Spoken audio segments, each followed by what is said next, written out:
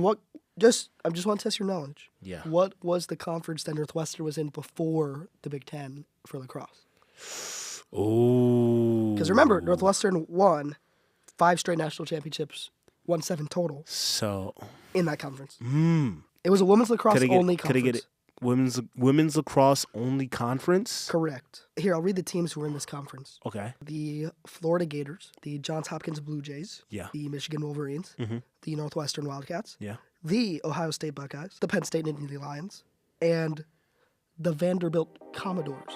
What? This is Winning the Draw, a Northwestern lacrosse podcast. My name is Matt Campbell, and you're listening to WNUR Sports, your home for Northwestern athletics. Taylor, working, cutting, and she hits. It's off to Ann Arbor for the Lake Show and myself for the Women's Lacrosse Big Ten Tournament. But before we do that, of course, we got to shoot Winning the Draw.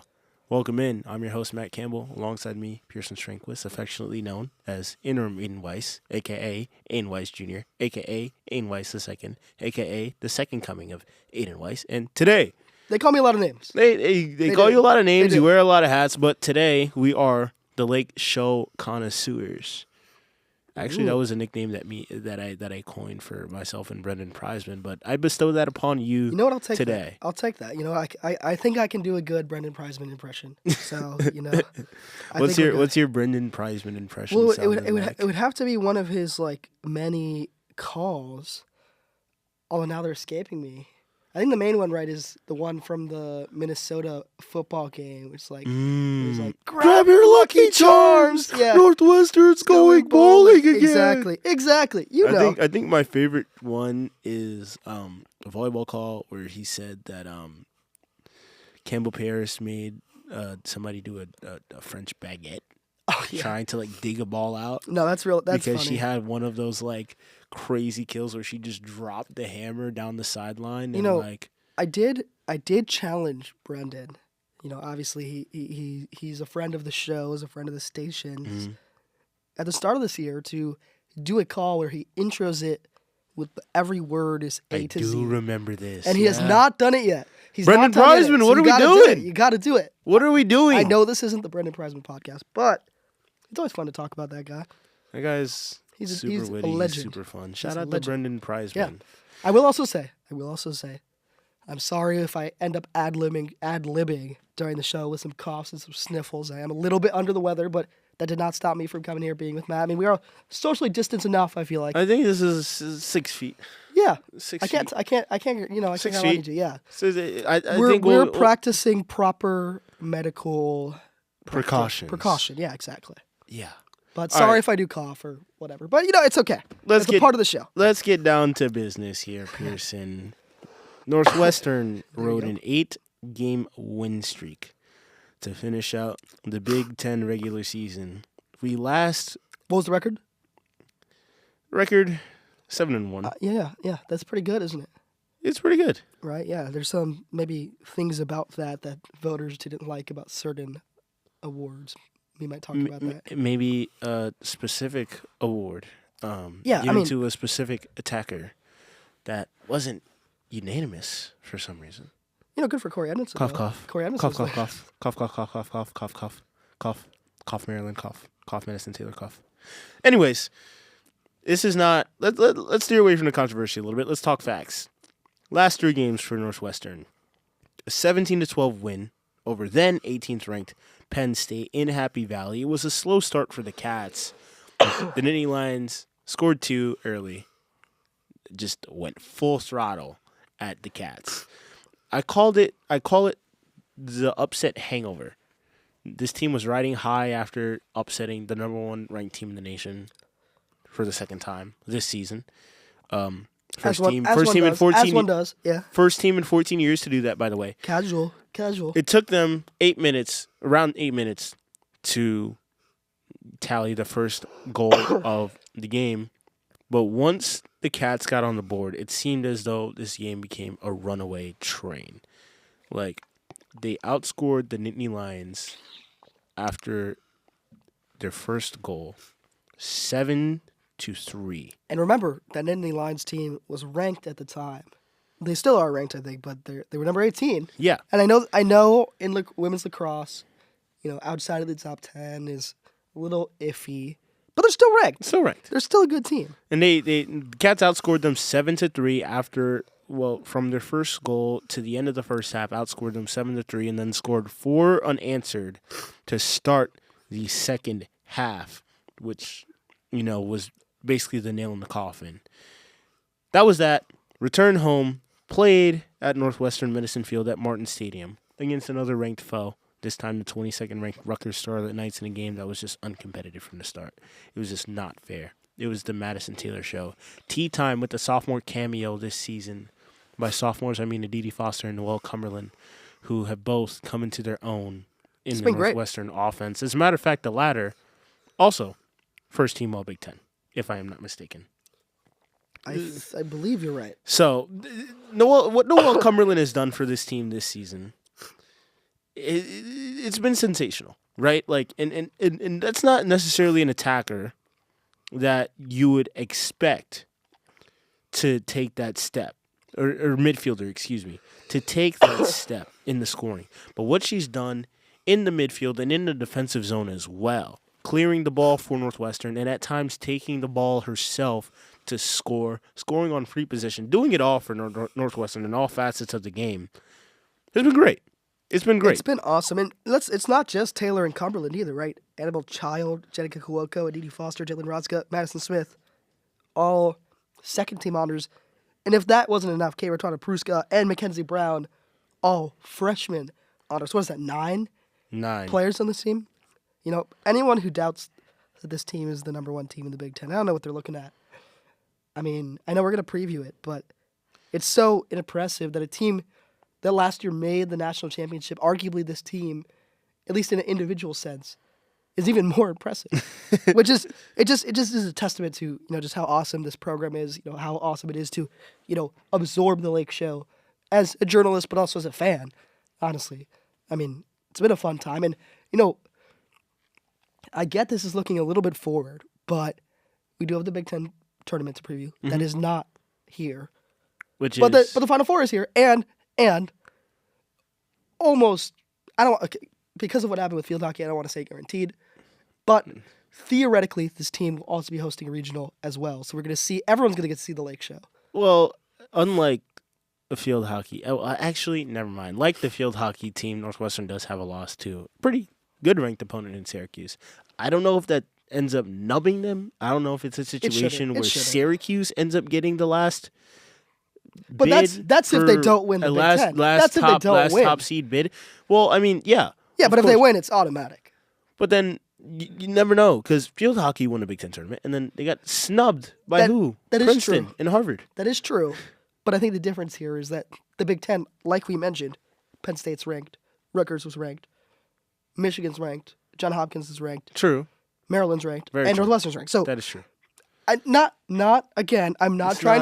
saying this to disparage the rest of the field hockey Big Ten, but this is a really strong conference, arguably one of, if not the strongest conference in the country. Although, I mean, of course, you do, of course, have the ACC, but at a minimum, it's second. And to me, that means that if you win the second best conference in the country, you should get an auto bid. And again, I think this Northwestern team, with their 2 wins over number 1s, teams that, before those games, everyone was saying they're going to get the automatic bids, they're going to get everything. They beat both of them. I think there's no way you could put, again, no disrespect to Syracuse, it is possible that both get in. But for the most part, even if Northwestern doesn't get it done, it's something where, it doesn't matter. I think they're good. They should get it no matter what. But I mean, we're going on a little bit of a tangent here. Yeah, to finish out the recap, Northwestern will take on 4-seeded Michigan in the semifinals of the Big Ten tournament after securing the bye. The game that secured them the bye was a regular season finale against the Wolverines, in which they grinded out a 9-7 victory. And Michigan, they played Penn State this afternoon at noon, and it was a 13-12 final. This is the same Penn State team we just talked about. Yeah. How Northwestern kind of steamrolled them after a certain point in that game. I'm not saying that's going to happen again. I mean, it can't happen again because they're not going to play both teams. But This was a game, the first quarter, Michigan-Penn State tied 3 goals apiece. Second quarter, 2 goals apiece. Michigan up 3-2 in the third quarter, then 5-5 in the fourth. This was as even as it gets. And it's something where, if we're trying to look at this team, it's hard because a lot of this Penn State and Michigan are very comparable teams, I feel like, and had very comparable results in terms of how Northwestern played against them. And it's something where you have to feel good about earning that 1 seed, because I would argue that you'd prefer to be on this side of the bracket than being on the side with that Maryland team who was out for vengeance because of events that happened the past 2 years in a row, and even beyond. Beyond that. And then I guess it depends, of course, if Rutgers, right now as we're recording, it's 6 Central. It's 6 Central, so which that means on Wednesday, which means Rutgers and Johns Hopkins are still playing. I think they just started. Yeah, so theoretically, we'll see. But more likely than not, it's probably 3 seed Johns Hopkins. So then you'd much. I'm not trying to disparage Michigan, but I think it is an encouraging sign that they played so tight to Penn State. I think we're getting a little too ahead of ourselves. I know. You can't look at. You can. This team I'm saying you can't do the Pirates math of saying, oh, Penn State played a really close game against Michigan, and Northwestern beat Penn State by 5. But how I look at this, Michigan, right, is this is me as a fan. This is me as a journalist. I know for a fact that Kelly Montaylor's team is not going to look down upon their opponent. They never do. You don't beat the 1 seed twice, or the number 1 team in the country 2 different times in 1 season, if you're always playing up to your opponents or playing down to your opponents. Mm-hmm. Northwestern always is just, they play their game. They don't think about the opponent. And I think that's what makes them so special this season is, you can have losses early on in the season. You can have wins early on in the season. But at the end of the day, when it comes to crunch time, I think you can trust them. It should be a competitive game. I'm just saying in terms of the whole bracket, you'd probably rather be on this side. Of course. So, for a team with 9 all Big Ten honorees, this tournament has, put a bullseye right on Northwestern's back. Here you have a Michigan squad led by Hannah Nielsen, a former player at Northwestern under Kelly Montaylor, won the Touraton Award twice, and seemed to have Northwestern's offense figured out because Michigan's defense held Northwestern to 3 goals in the first half, which, didn't make it much of a difference because Northwestern's defense held Michigan to 1, and the only other times Northwestern's defense has done that was against Central Michigan, which you were on the call for, I believe. I was indeed. The Oregon game on the road, and USC at Lacrosse Day in Chicago. Matter of fact, the CMU game, they held the Chippewas scoreless in the first half. I think that's the most comparable performance to this one, which is no knock on Michigan. It's not trying to throw Michigan down in a tier with Central Michigan. Oh, definitely not. But it's just a testament to how much this defense has grown, right? Since that game, for sure. With Mary Carroll back there and Mackenzie Brown back there, Kate Ratana-Pruska, who has done wonders for the defense, not even at the midfield, but even in the defensive zone causing turnovers. She has been a force. And Jenica Cuoco, of course, in goal. That's the most important piece. The big thing now for Northwestern is what have you learned from Hannah Nielsen's defensive scheme so that you can free up a Madison Taylor and free up an Aditi Foster and free up Maddie Epke, who, remember, didn't really have that big of a role against Michigan in the fan as an attacker. She did well on the draw, but on the attack, she was really stymied. This was a tight game, right? It was 7-9 in that one, as we talked about. But in terms of previewing this Michigan team, because I feel like there is I don't want to keep beating the same horse, I guess, and I agree with what Matt just said about whether or not this team can figure out how to build a gap offensively. and the fact that this defense is key for this team. It's very true when you're facing someone like Callie Norris, someone who last year I was on the call in the national tournament when Northwestern was hosting a regional. It was Michigan versus Akron, if you remember this. Yeah. Callie Norris dropped 5 goals. Huge, huge performance for her. And then, in that Penn State game, what did she do? She dropped 5 goals. As we know, in the next game against Northwestern in that national tournament, she dropped only 1. Well, I mean... but it's because of that defense. And that's my point, is that a player like Callie Norris, who is an awesome player, super shifty near the crease, is someone who, Northwestern has stopped before, right? And that's kind of the key. When you're looking at... You can almost look at I get year to year is different, but you can almost look at the film from every time Callie Norris has played Northwestern and see, they have a clear strategy of forcing her to her offhand consistently, and it's worked. And I'm not saying Callie Norris is the only player on this Michigan team. Of course, she's not. You have Emmy Bradbury behind her, others as well. But I think that is huge, is that we already have like a case study for how to beat this Michigan team, both this season, both last season, in tournament play, right? And they have a lot of returners, different goalie, of course, but I would say, to your point, that defense is what's going to be key to stop those players, because a gap can either be built 2 ways. It can either be built by scoring a ton of goals, like Northwestern has done in a lot of games, or by preventing the other team from scoring any, right? And of course, I'm not saying there's going to be a shutout, but you can kind of get where I'm going here, Yeah, of course. But I think the one thing that we got to remember here is that Northwestern's defense last year was much more proven. It was much more senior than what it was this year. Sure. Jane Hansen, 6th-year player, has had playoff experience. Probably one of the best defenders of this decade for Northwestern in terms of program history. And then you have Delaney Schweitzer in between the pipes, somebody who went to Syracuse, did so well at Syracuse as a goalkeeper, and then decides, hey, I want to try to make a run at a national championship. Let me transfer to Northwestern and see what we can do.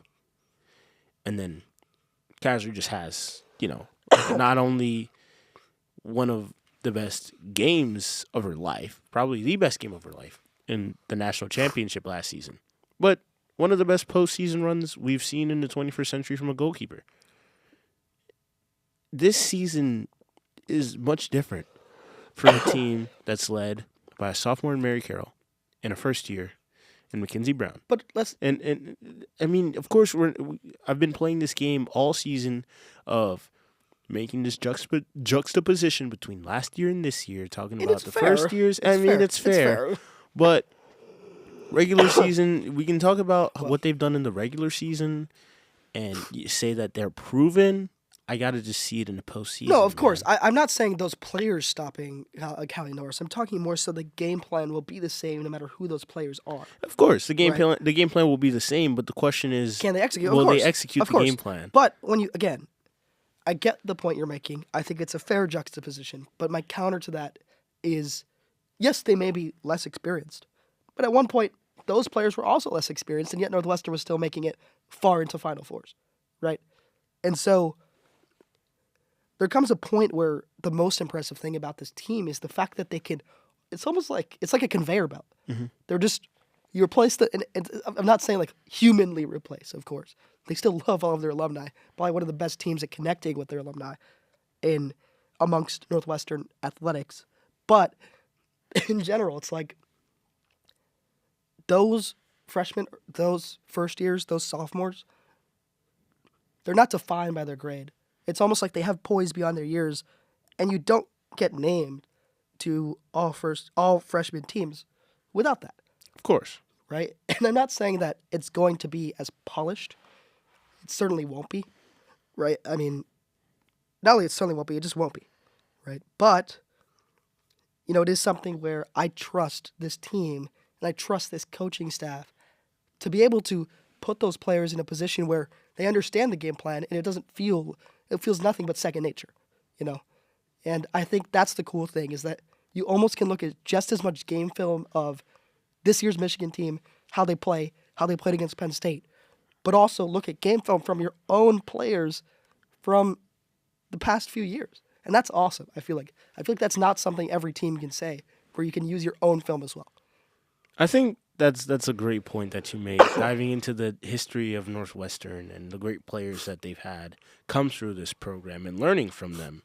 And I feel like it's something that Kelly Monty-Hiller definitely preaches, and it was one of her biggest talking points at the beginning of the season when I got to speak to her. So I wouldn't be surprised if that's the case. I do want to play off of that tone of history and move things along. So this potential national championship matchup, either with Northwestern and Johns Hopkins or Maryland and Johns Hopkins. And National championship? Big Ten championship, Yeah. excuse me. I mean, that'd be cool. That'd be cool. I mean, I still am riding the train that Northwestern Maryland is a formidable national championship matchup. It's possible. Yeah. Sorry, Brendan. We're still riding that train over here. No, I am too. I mean, you not remember. Not to make this a Brendan Prizeman podcast, but It's always about Brendan Price. it's always about Brendan. What a guy. But I get your point you're making, right? It could be John Hopkins. I'm not, like, I have to put my bias aside, of course. You know this. A lot of people know this, that, growing up, I played lacrosse, and a lot of that was because, a lot of my family is from Maryland. They're Terps fans, and obviously I switched that now, right? But it is something where I think, as lacrosse fans, as great as John Hopkins is, Johns, I don't know. What am I? Maryland. No. Oh. Johns Hopkins is. We all kind of want to see that rematch, because every time Northwestern could close the door against the Terps is another time where they're proving the doubters wrong again and again. I mean, before that game went in College Park, people were saying, Northwestern can't do it again. There's just no way. This Maryland team is different. They're undefeated. They beat them anyway. Have the same thing here. I mean, if Maryland can make it to a championship game again against Northwestern again, they're going to be playing their best lacrosse. And if Northwestern plays better lacrosse, again, it's shutting that door. And if we see that storyline again in the national championship, I think arguably this is the most compelling story of the season in terms of, two teams being able to play each other just because of that rivalry. I mean, these are two of the most storied programs of all time. I mean, Maryland is a team that won so much, including with Kelly Monty-Hiller, right? And so it's like, that is something that's cool, I feel like. And that rivalry, I think, is what I'm hoping will happen in terms of previewing it, so I'm not yapping too much. Yeah. And then I'll let you preview it even more. Maryland beat Ohio State, also a one-goal game. 10-9, they beat Ohio State. That is an Ohio State team that beat Northwestern.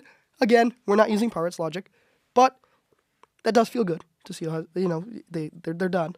There's no this weird this weird dynamic of trap games, as Charlie Jacobs would say. Yeah, exactly. But this is a game again, so close, so close. I mean, it's something where Maryland scores, then 2 goals from Ohio State, then 2 goals from Maryland, then 2 goals from Ohio State, then 3 from Maryland, then Ohio State, Maryland, Maryland, so on and so forth. We're at the end. It was 10-8. Ohio State comes back with 3 minutes left, adds 1 goal. Could not get it done to tie the game. But, again, that is something where this Maryland team, as we know, is somewhat vulnerable, right? You do have those amazing players, like the Corey Edmondsons, of course, like the Lauren LaPointes, right? But at the end of the day, they're beatable. They're very beatable. Yeah. For Northwestern, historically, extremely beatable. 14-12 all-time record against the Terps. But most recently, Northwestern has won 9 of the last 10 that they've played against Maryland. The only game that Maryland has beaten Northwestern in was the 2022 Big Ten Championship, which, by the way, was at College Park. Yep, it was. And again, like I mentioned before, Kelly Monty-Hiller was 2-time National Player of the Year, 2-time national champion as a player. With who? With the Terps. Exactly. Right? So there's blood. I don't want to say bad blood. I think it's there's a lot of it's a tension. Fun rivalry. It's a fun rivalry, and there's a lot of tension that stems from last year with Northwestern returning to College Park for the Big Ten tournament and beating Maryland by 1 on an Aditi Foster game winner.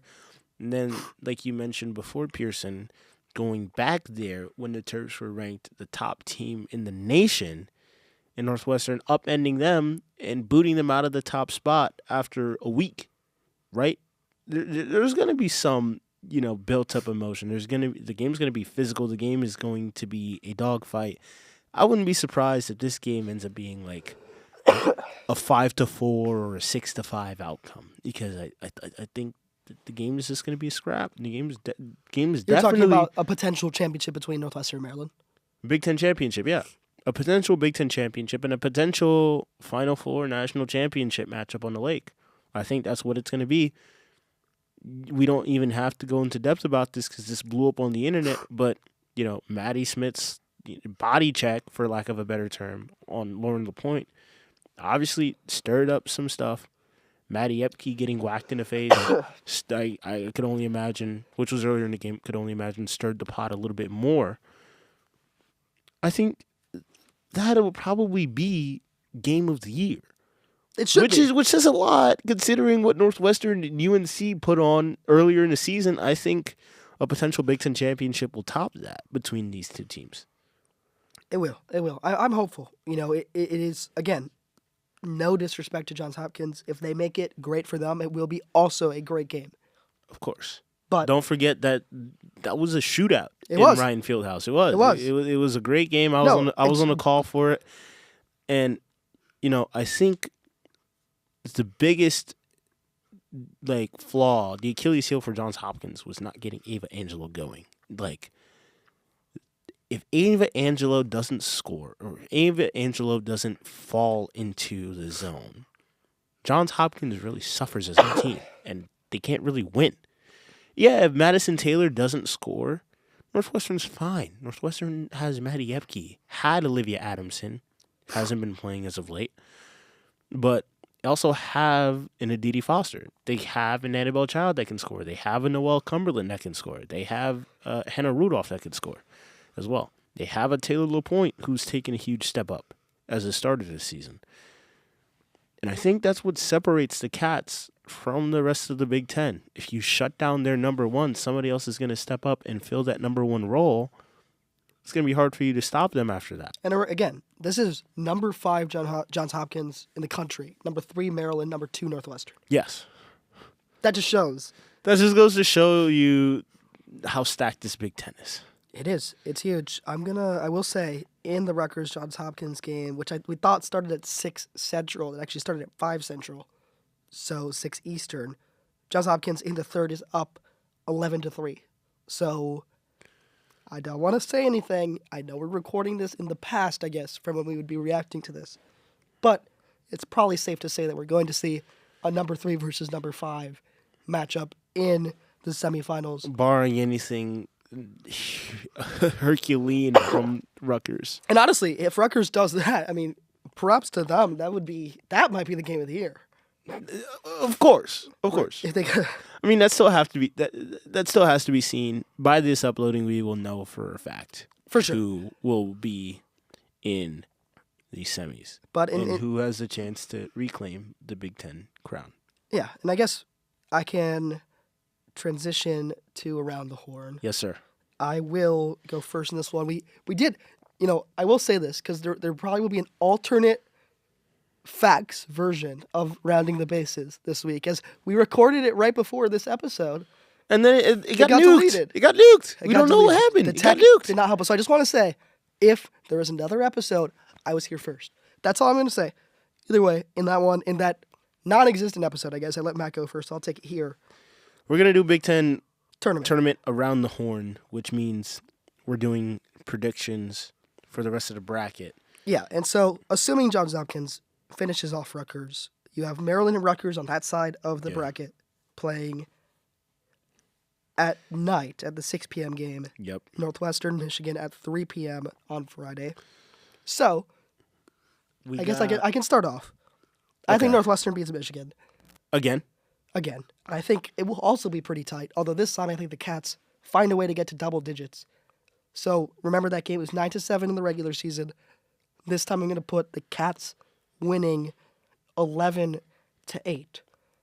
I think a late surge boosts the Cats. I think a lot of these games have been like, they end up being 1-point games, 1-goal games, but in reality it was like they were down 3 goals and then came back almost.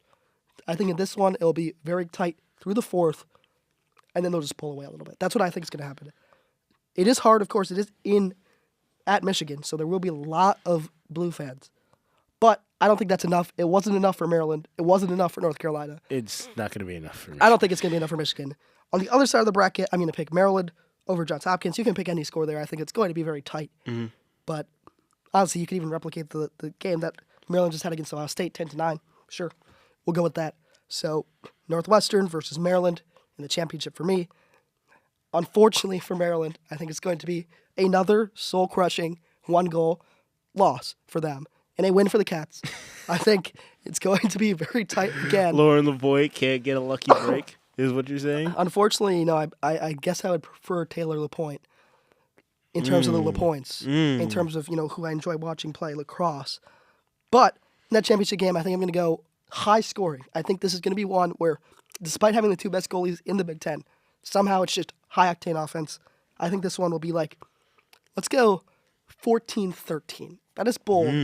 More likely than not, it will be lower scoring. I don't think that's crazy to say. But that's what I want to see. Of course, that's again, what everybody wants no to see. disrespect to defenders. Again, defense wins championships, but high scoring is fun.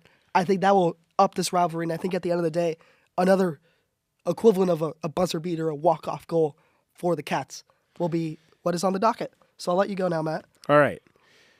I'm going to kick things off by saying, since the inception of the Big Ten Women's Lacrosse Tournament in the mid-2010s, Northwestern and Maryland have shared every single Big Ten Women's Lacrosse Tournament championship, except for one.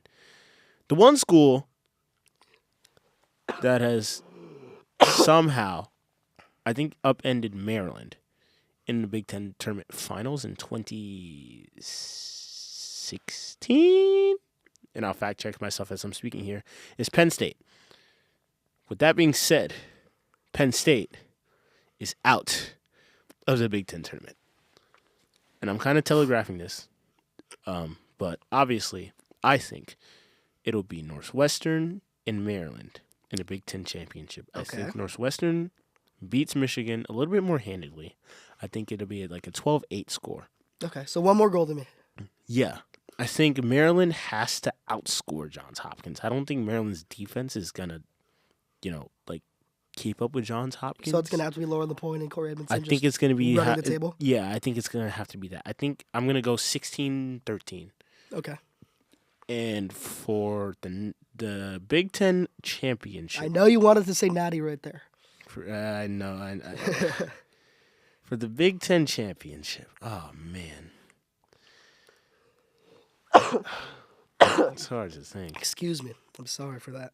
And as I'm fact-checking myself, the year was 2015, so 1 year off. But I think it was pretty good. 2015. 2015. They were third. Penn State won the Northwestern tournament. was third. Yeah. Northwestern was third that year. Yes. Yeah, and then Penn State won the tournament that year. And I just want to test your knowledge. Yeah. What was the conference that Northwestern was in before the Big Ten for lacrosse? Oh. Because remember, Northwestern won 5 straight national championships, won 7 total. So in that conference. Made it past the quarterfinal every year since 2004, 2014. That's a good question. Made the Final Four every year from 2005 to 2014. It's tough.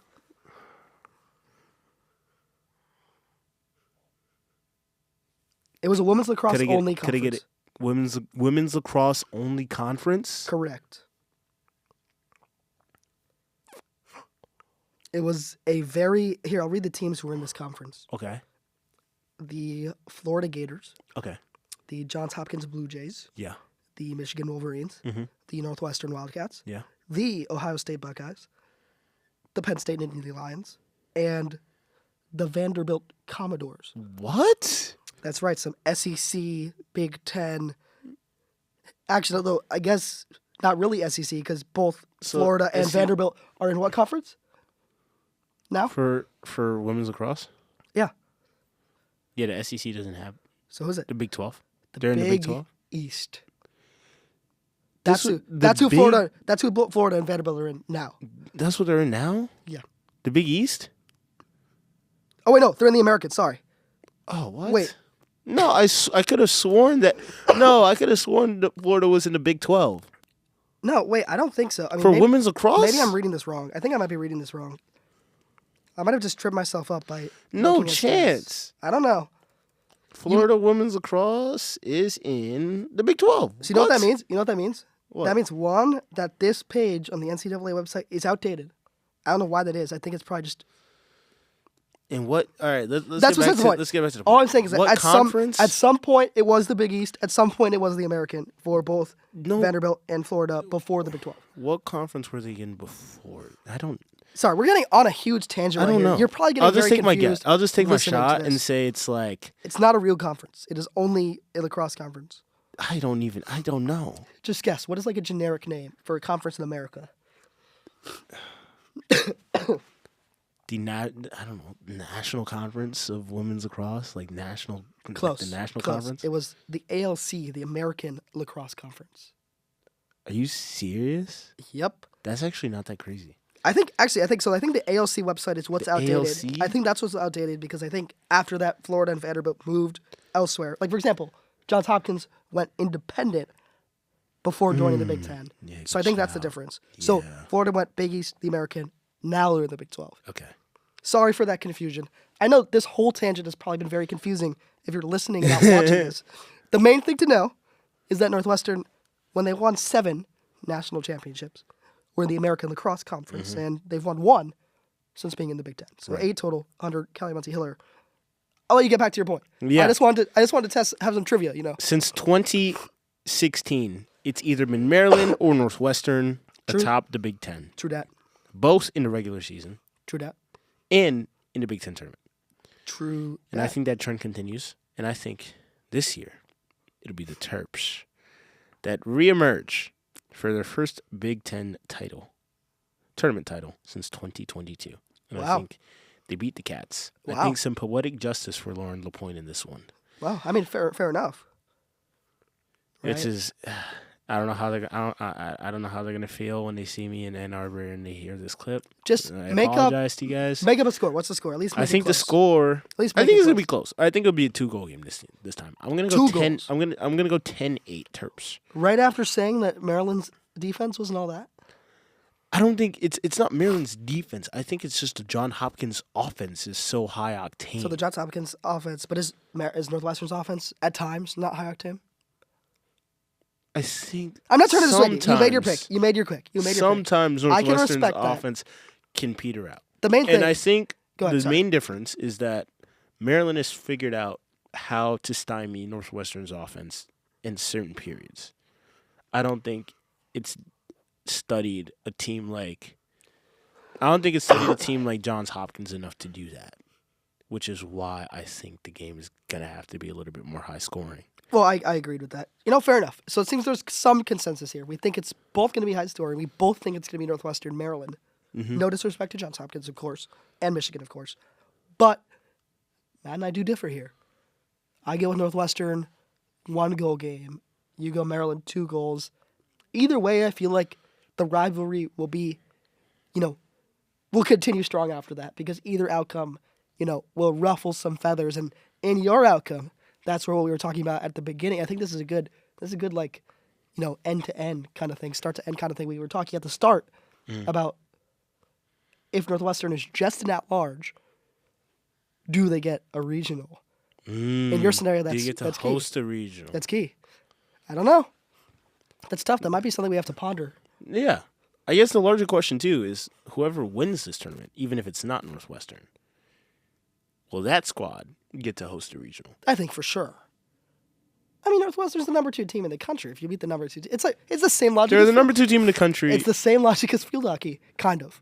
They're the number 2 team in the country and the number 1 team in the nation in terms of RPI. I think that warrants any team that beats Northwestern to host a regional. All I'm saying is, I said no team is going to beat them. That's all I'm going to say. But I'll Fair let enough. I'll let you wrap it up, Matt.